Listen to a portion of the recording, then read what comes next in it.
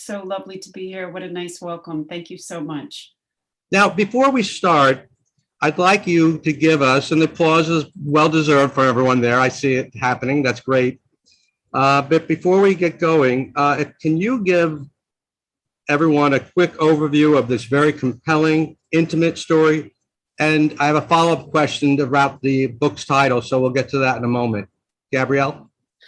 Very quickly, I was a reporter at the Oregonian in the early 2000s, and I had covered assisted reproductive technology and adoption, and everybody knew I was Jewish, and someone suggested that I write a story about an adopted man named David Rosenberg, who was getting a kidney from a fellow congregant. He was a cantor at a traditional synagogue there, and he was getting a kidney donation from a friend. There were connections. His friend was named Marshall Spector.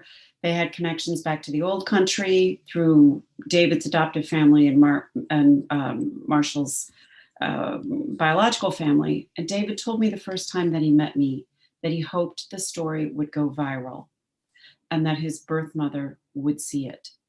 He knew that he had been born, we might as well say this now, he had been born on December 17th, 1961. Today would have been his 60th birthday.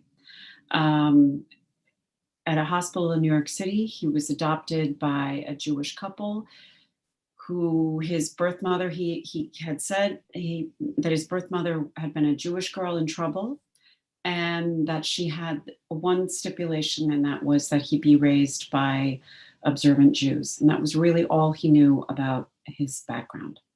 And that story stayed with me. I wrote the story about the kidney donation.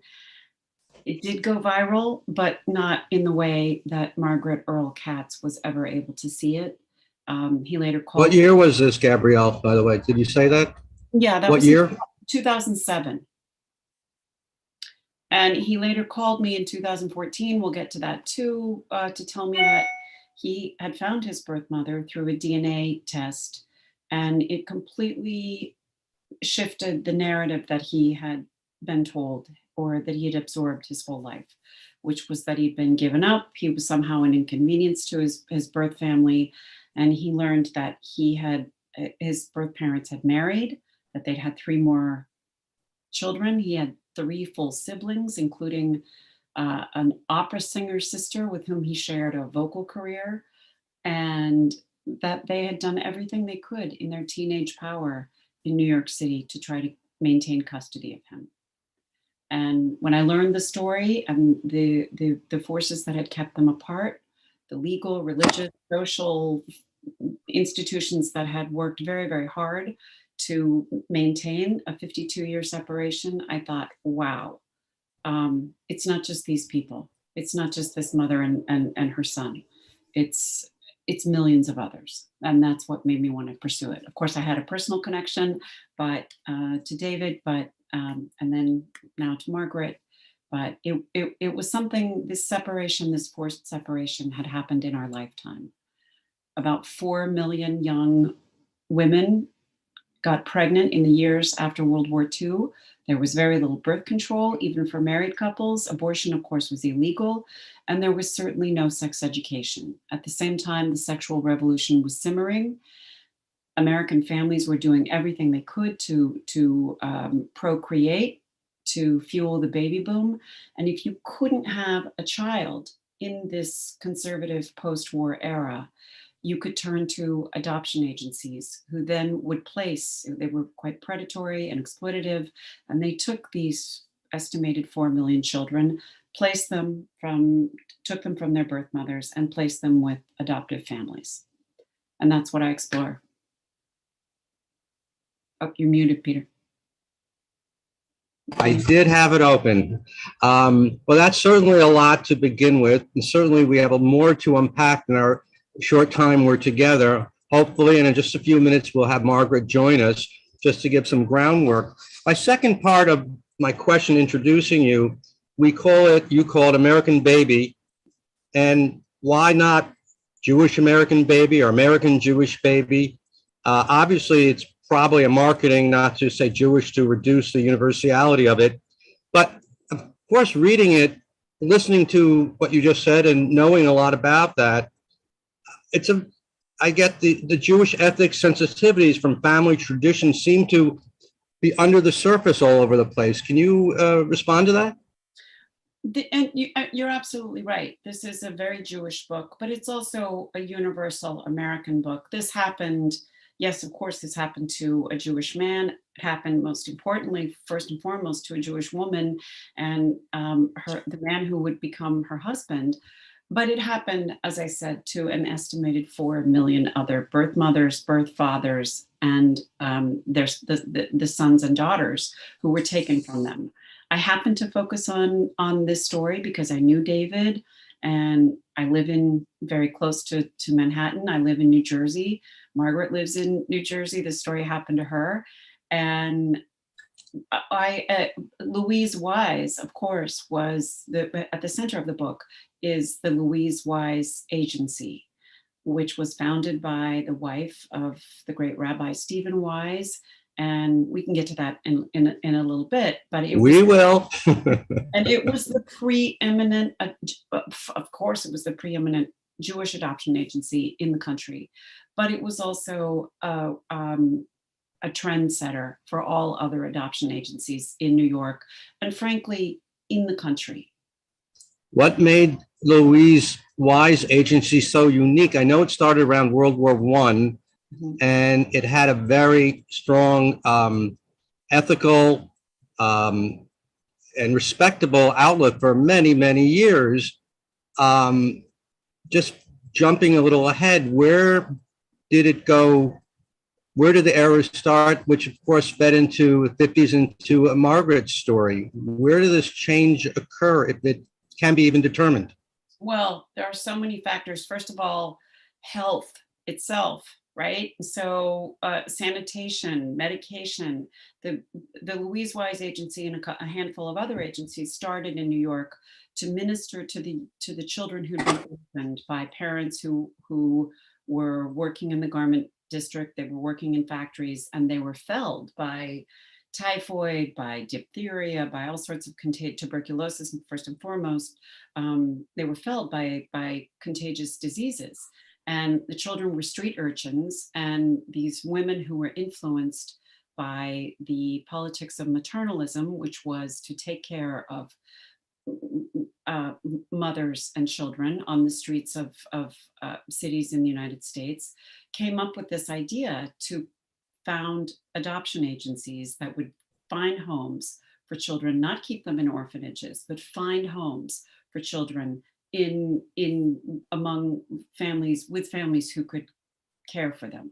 And by the post-war era, there was this explosion in unwed births, as I described earlier, but also there was such a thing as a childhood. By the time the 1920s rolled around, children were surviving. There were toys, there were model trains, Raggedy Anns. There was a childhood you could give a child. A child wasn't necessarily just a laborer, just a mouth to feed. So there was a sentimentality about parenthood itself. Yeah, I know the not only media, but the toy industry realized there's a great market. Of course, it got even bigger by the 50s, which may or not play into a lot of things here.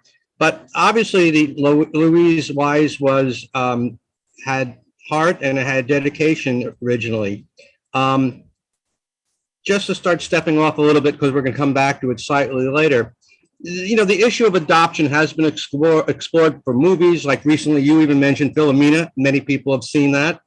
Three Identical Strangers, which I keep on hearing about off and on again, that people may have seen recently in the movies or on DVD, what have you. Certainly books and dramas explore this. So how does your story, this story, Margaret's story, really stand out? Or maybe it doesn't, I don't know. I think what makes it stand out, we can get to Margaret in a minute. I think what makes it stand out is the utter determination and resilience of, as you were saying, of this young woman who was the child of Nazi refugees, the partnered with a young man who was the child of two Holocaust survivors, absolutely determined to keep her son after he had been, she found herself pregnant. She was sent away by her parents. It was a Shonda. She was in isolation and in shame in a maternity home run by Louise Wise on Staten Island. And she can speak to this better than I can, but all of the women around her were essentially, they were so cowed by the experience of authorities telling them that they were, what they'd done was shameful. You don't have a choice. You did this bad thing. The only way to redeem yourself is to surrender your parental rights. Margaret didn't have any intention of doing that. She was and is and remains utterly fierce. And that's a wonderful transition point to bring the woman of the hour, our very subject, the heart and the heartbreaking mom of American Baby. Ladies and gentlemen, we wish her a good Shabbos and Shabbat Shalom to our special guest. We didn't announce it. This was just confirmed this week, but we are so very happy to have Margaret Earl Katz with us. Hello, Margaret. Welcome to City Congregation. Hi, Peter. Thank you for having me. Is there anything you'd like to tell us off the bat, maybe ending where Gabrielle left us before I introduce you? You want to bring in about your general thoughts for the moment, and we'll explore them in a few minutes. A few more thoughts. Well, basically, I agreed to originally the New York Times article and then the book because I was completely trusting originally as far as Louise Wise, as far as, almost everything. I had no idea. I knew things happened to people. I know what happened to me, but I really did not realize how big this was. And, I felt if my son hadn't found me, I would have gone to my grave with nightmares that I had every night, not knowing what happened to him, if he was dead, if he was alive, what happened. And he would have gone, unfortunately, he went to his grave too early, thinking that he wasn't wanted. He was just given away. And I felt that this had to be out there and people had to know what went on, what is still to a certain degree going on. And this was something I had to fight for. I'm not really fierce. I'm more of a background person. I never like being in the limelight. I don't want to be in the limelight. But when there's a cause that I feel strongly about, I have to fight for it. And I just felt that this was so important, and not just on the Jewish end, but with everybody. I'm sorry, go ahead, finish your thought there. No, that, it's just. Oh, good. Well, I'm glad that's a good start. I appreciate that. I mean, Gabrielle has written a wonderfully, honestly written book. What I would also like to know, let's talk about your folks, your parents and George's parents. This was a fascinating and maybe very typical between two Jewish families of different regions and strata. Tell me about your parents first. Who were they? What were they like?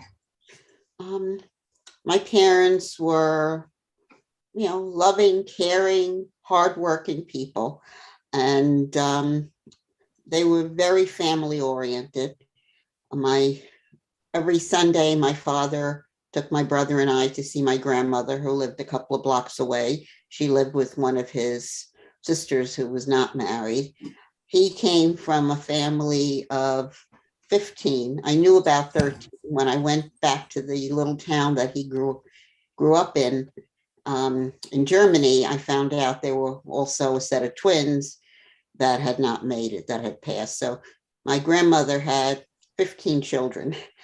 And my father, originally in Germany before the Holocaust, before the Nazis came in, he was a teacher at a yeshiva.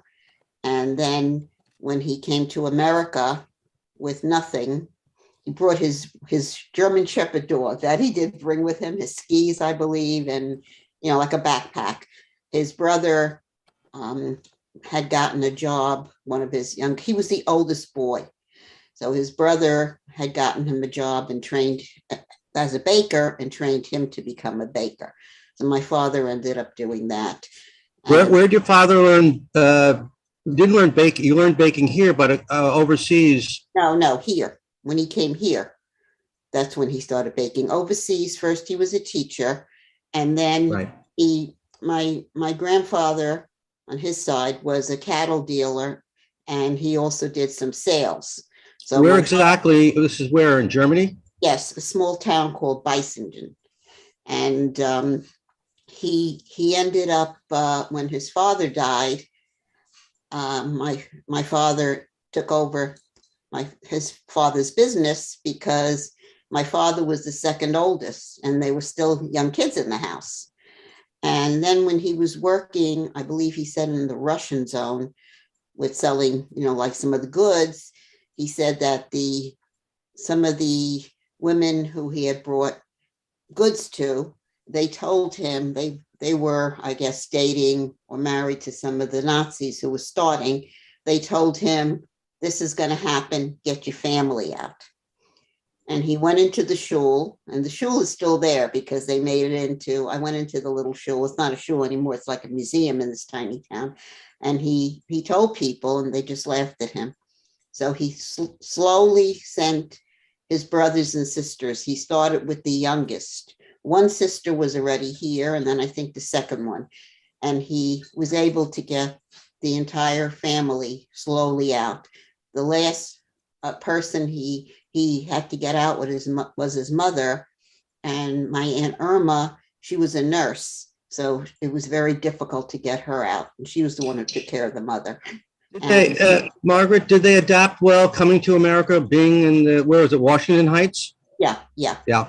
Well, they ended up in Washington Heights because when my mother got my grandmother here, that's where the apartment was. And then after when my grandparents passed, we moved into that apartment. It was a walk up, you know, like a railroad flat. All right. To still set the stage, can you tell us more about your high school sweetheart, George, who you married and had the baby with? What was his parents like? And now you, after talking about his parents, then tell them what happened between both sets of parents to predicate beginning of our story, your story. Well, first of all, my parents did adapt very well here because my mother, I found out when I went to Fulda, where she was from, that she was like a trailblazer. When she was 17, she already got a job as a bookkeeper, which was unheard of for a woman, you know, especially a Jewish woman in those days. As far as George's parents, they lived in Vienna, and they were much better off than my mother's father was a shoemaker. So, I mean, you know, they were okay. And my in-laws, my father-in-law was going to law school when the Holocaust started. And he and his father were taken to the concentration camps. They both had numbers on them. And they were in different concentration camps. And then the grandmother, I don't know how, somehow it was able to get them out. And my father-in-law went to England when he got out. They sent him there. My mother-in-law was on the children's train. Her parents owned businesses, and you know, they had a very, very nice life also in Vienna. And they put her on the children's train after Kristallnacht. She was, I think, 17. She was one of the oldest on the train. And she also went to England.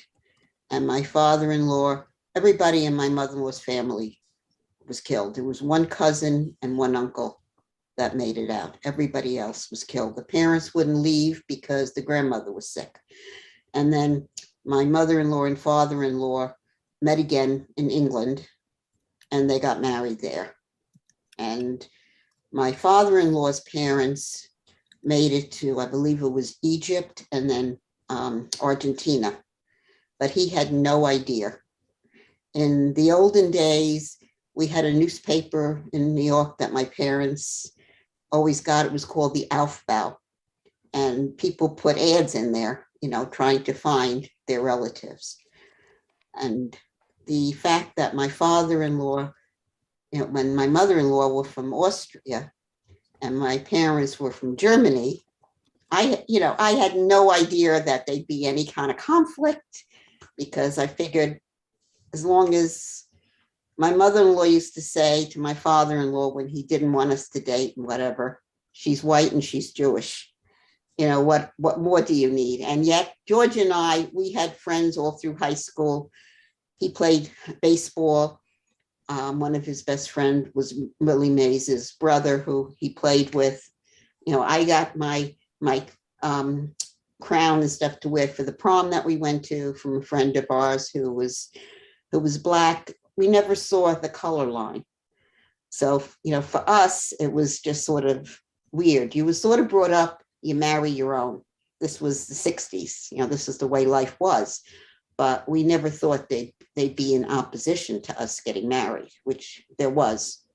Yeah, I want to get to that. So I want to start tightening the focus a little bit because we don't have a lot of time, but we still have definitely moments. And Gabrielle, if there's something you want to add to or prop up or even steer a couple of points here through your research, and what your book also provides us much more detail than we can ever get to tonight.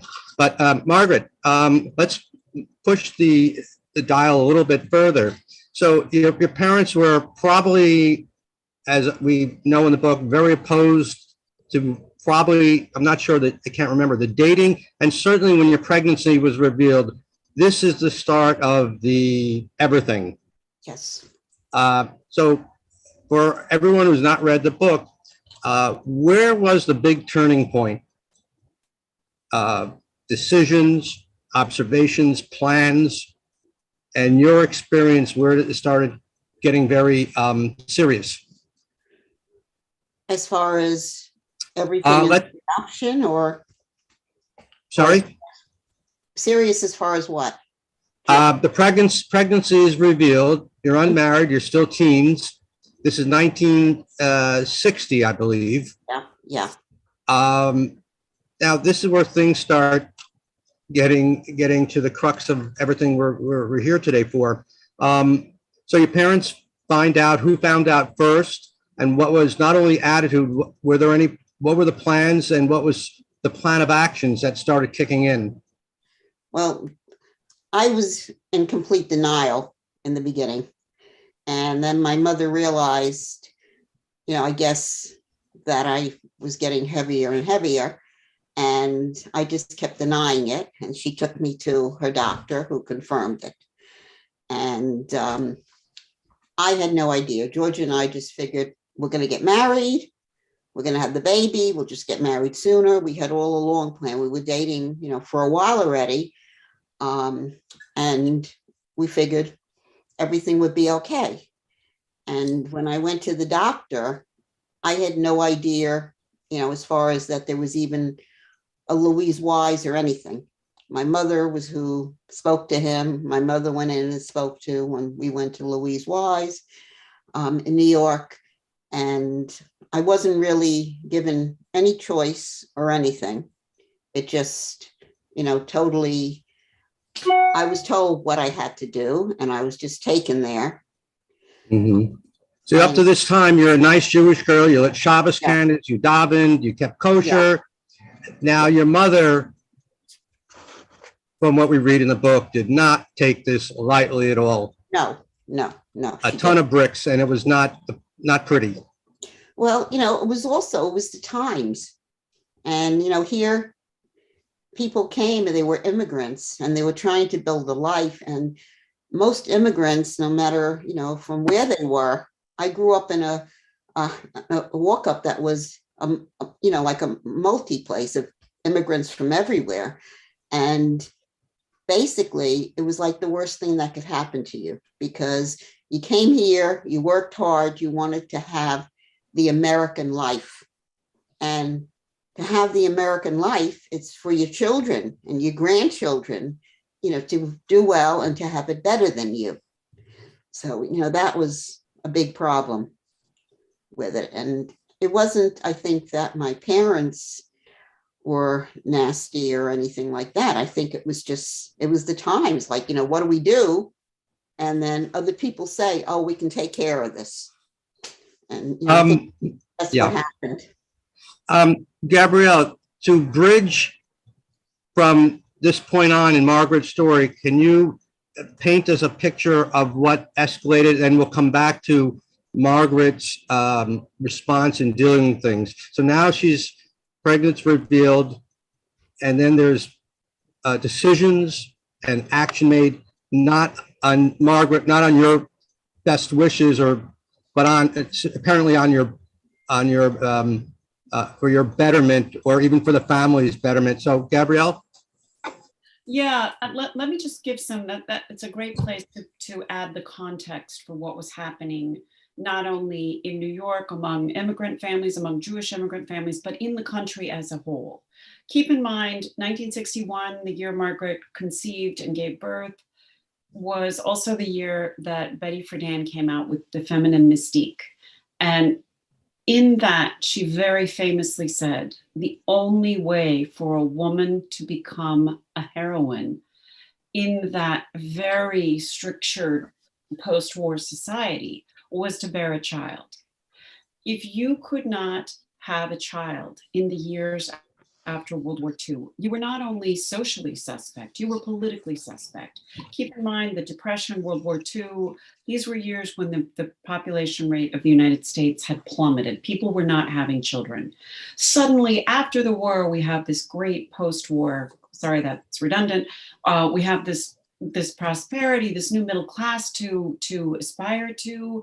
Young men could come back from the war. The GI Bill sent them to college. The GI Bill, if they were white, also gave them loans for homes in the thriving new suburbs.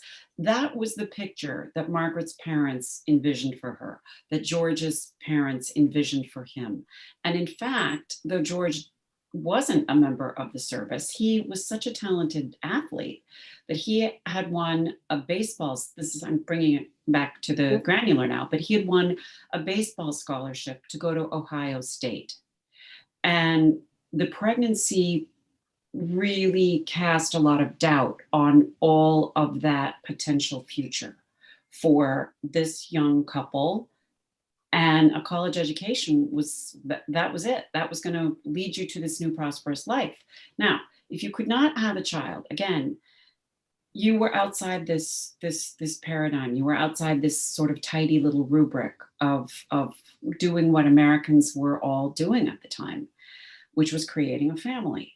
And the only way to do that was to turn to, there were rudimentary assisted reproductive technologies at the time. Sperm donation was kind of starting to get off the, anonymous sperm donation was sort of starting to become popular.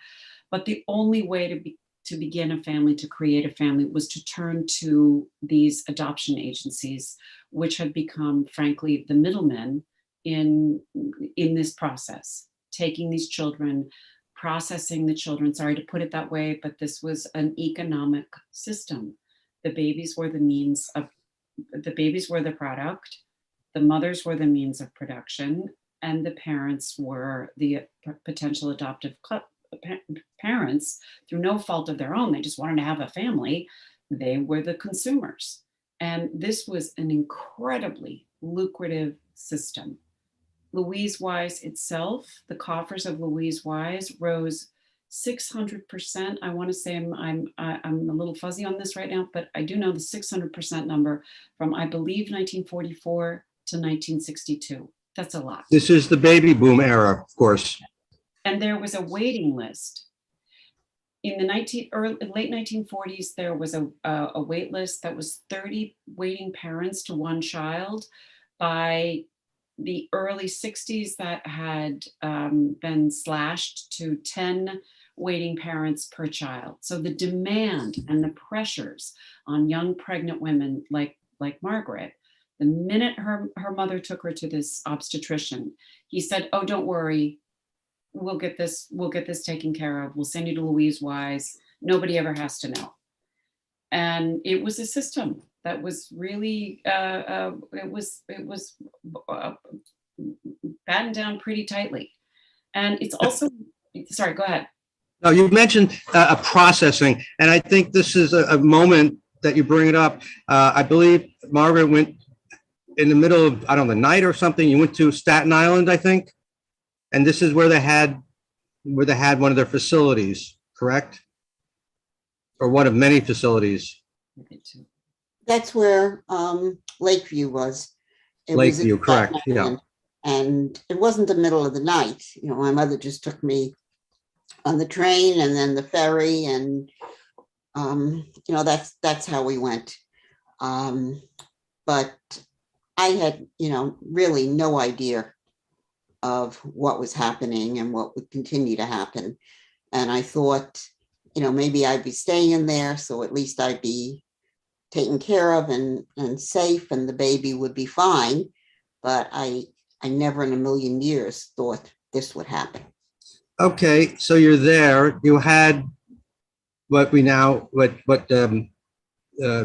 David was his name by his adopted parents, correct? Yes. You had another name. You and George named him Stephen Mark. Stephen. So Stephen is born, and before you know it, he's in what's Gabrielle said, the system. It happened within days or a month before he went into the adoption roles. What was the timing? I was in the hospital, and then I came back to Lakeview, and then my mother came to get me, and I thought we were going to the hospital. It was the 8th day, I believe. It was Christmas Day, I think, because he was born the 17th. And I thought we were going there and there would be a bris there, and then I'd take him home. And, you know, it didn't happen that way. I hadn't signed anything. I refused to sign anything. So I basically went home, and then, you know, George and I were fighting again to try to get him back. He was in a foster home, and, you know, I didn't see him again until March. We kept fighting to see him, and they wouldn't let us. And we saw him twice, once in March and once in May. That was it. And no, nobody would listen. You know, we kept saying, we love our son. We want to, you know, we want him. He's ours. And it was just like, everybody kept saying, it never happened. You're going to forget about it. It never happened.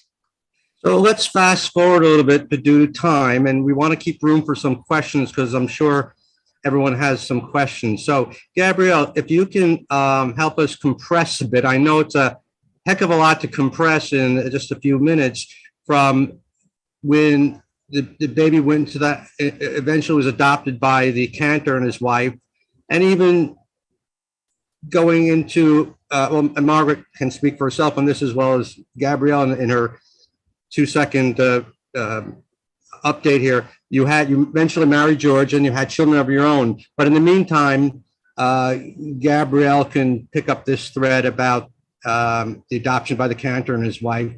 And then we can deal with the reconciliation in 2007 or so.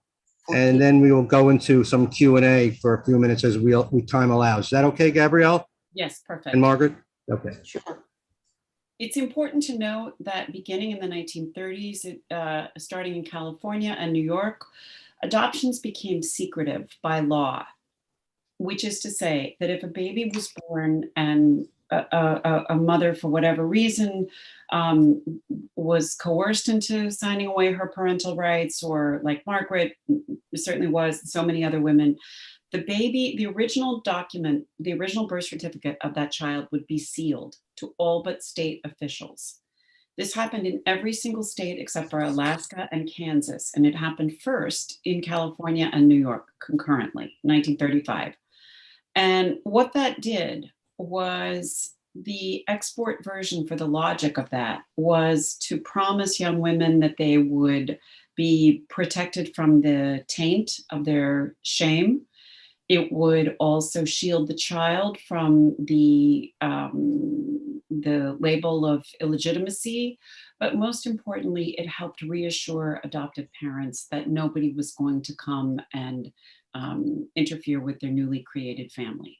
What it did was create a fictitious set of papers that listed the child's new name and his adoptive parents as if they were the original, as if that was the original name, and the adoptive parents were the original mother and father.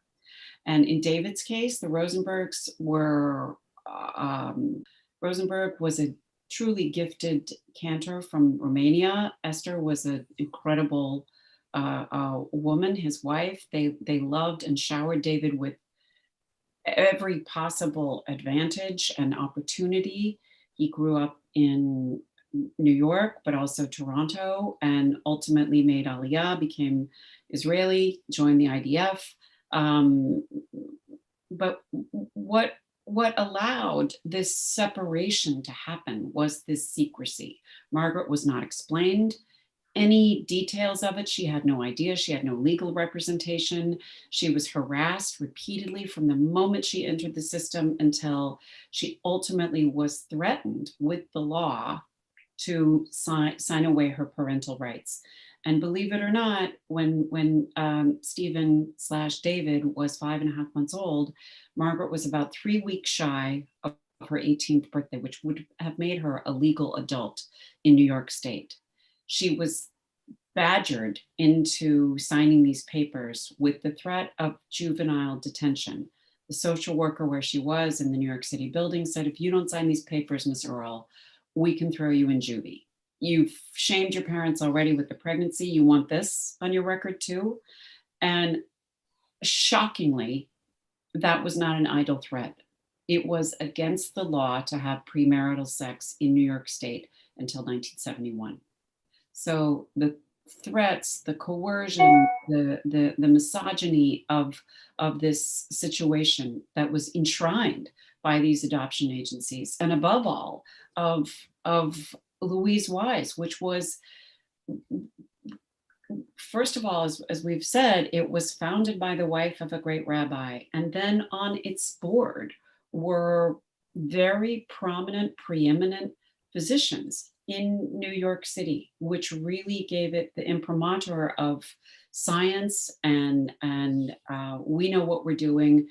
We can make a family for you that's better than what nature would have provided for you yourself, and we're going to prove it. We're going to make the right match for you. So this just to jump on that, Gabrielle, if you've seen the movie Three Identical Strangers, they talk about this and recreate some scenes, and it's harrowing, and you just get a glimpse of it, and so that supplements what you're saying here, Gabrielle, I believe, of what they thought was best, as well as all the other issues and wisdom they had, so to speak. They were separating identical twins and triplets. There was a pediatrician by the name of Samuel Karolitz, who was on the board of the agency, who had a theory that the smartest babies were the ones who cried the most. How do you measure? How do you measure a baby's intelligence, a brand new baby's intelligence? Well, Karolitz came up with the idea to shoot a very thick, heavy rubber band with a rubber band gun at the tender foot of a newborn, and then measured the decibels of that child's cry. And this was an experiment that went on. It was funded by the United States government for 15 years and went on, from what I could tell, a lot of the data were missing, but it went on for at least the first 3 months. This so-called induced crying study went on for at least the first 3 months of a baby's life. And if you could, then you could promise the prospective parents, oh, you got a smart one here. This one's a crier. That's good. Wow. Margaret, you Mandu Tanya, rather, please just let's move a little forward to the reconciliation many years later with Gabrielle's help, your own research, and this will kind of tie up the end a little bit, but it's never going to really end. I know, because I know, as Gabrielle said, today is David's birthday. Also, it's his son's grandson Noah's birthday today. It'll be 25 today, I believe. So there's a little simcha in all the midst of everything here. So, so Margaret and Gabrielle, can we bring it to some sort of where we meet, where it ends, and brings us to the book and the discovery of David? Let's put it that way. That's probably to start with that. Well, David, it was 2014, and David called me and left a message. And then when I spoke to him the next day, one of the first things he said to me was, I just saw Philomena. I hope you didn't go through the same thing. And I said, it wasn't as bad, but, you know, it wasn't pleasant. We had chores. It was, you know, the same. Basically, we were bullied and we didn't have our own life, our own thoughts or anything. But then when he spoke to me, it was like, you know, we had never been apart from each other. The two of us just, you know, it was just so wonderful. And he was very excited, and he was especially excited because he had siblings. And he said, if I knew I had siblings, I probably would have looked sooner. I mean, thank God he had great parents, but, you know, they had passed a while before, and my husband also had passed. So he found me through a DNA test, you know, and that's the sad thing, because it probably could have been done before, you know, maybe even help with the kidney. I mean, thank God the kidney worked well and, you know, he was fine. But seeing him, and as soon as we just saw each other and we hugged, and it was like, it was just magnificent. Yeah, you had a few years, I believe, or not a long time No. to reconcile. I know. He called me the end of, I think it was April 30th. I called him back May 1st, and we were there for 3 weeks in July into August. And then he passed November 25th. And but we spoke just about every single day, either on the phone or Skype or FaceTime or texting. And it was just, you know, catching up. And I just brought DVDs, and he saw all the different special events, birthdays, weddings, and, you know, his grandparents from our sides and everything. So he was able to catch up on the family that he was born into, which was great. And, you know, I was able to find out what his life was like with the Rosenbergs, and about, like, with Noah, I just missed his call when we were on here. We'll say happy birthday to him. I was going to call him and say happy birthday, you know, or text him after, but he Yeah. didn't do it.